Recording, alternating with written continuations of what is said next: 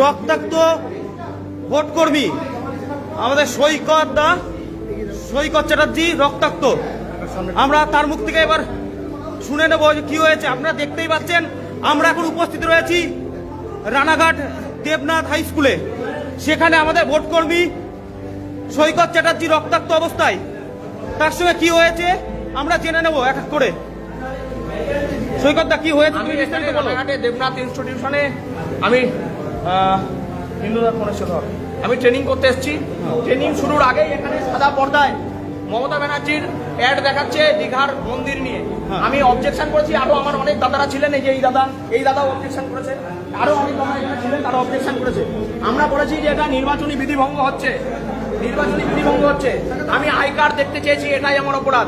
BDO অফিসের বিডিওর সামনে একজন কর্মচারী আমার কানে কানে এসে বলে গেল, তুই বাইরে বেরোলে না, বেশি বেশি করিস না, মার্ডার হয়ে যাবি। তোর কিন্তু মার্ডার হওয়ার সময় হয়ে গেছে। হ্যাঁ, আমি জানি আপনাদের গায়ের জ্বালা। আমি আপনাদের জন্যই 365 দিন লড়াইটা আমরা করছি, আপনাদের জন্যই।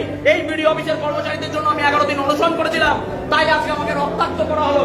বিডিওর নেতৃত্বে বিডিওর কর্মচারীরা, এই ঘরে যারা দায়িত্বে ছিল তারা হাত তুলে দিল, তারা কিছু জানে না। উল্টে আমাকে কিল চর ঘুষি যেমন খুশি তাই করলো, আমাকে মেরে ফাটিয়ে ফেলা হয়েছে। দেখুন, এই যদি অবস্থা হয়, রাজ্যে ইলেকশনের দরকার নেই। আমরা বলছি ভোট বন্ধ হোক, এই ভোট নামের প্রহসন বন্ধ হোক, রাজ্যে রাষ্ট্রপতি শাসন জারি হোক, না হলে আমাদের মতো ভোটকর্মীরা, সাধারণ ভোটাররা মরে যাবে।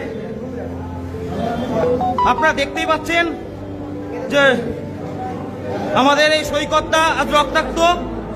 কারণ হলো ভোটের ট্রেনিং এর নামে এখানে মুখ্যমন্ত্রী মমতা ব্যানার্জির বিভিন্ন প্রচার চলছিল, তার প্রতিবাদ করায় তার গায়ে হাত তোলা হয়েছে, তাকে হুমকি দেওয়া হয়েছে, সে মার্ডার হয়ে যাবে। আমার অপরাধ, আমি আই কার্ড দেখতে চেয়েছি, আমি বলেছি আপনাদের জন্য আমি 11 দিন অনশন করেছিলাম।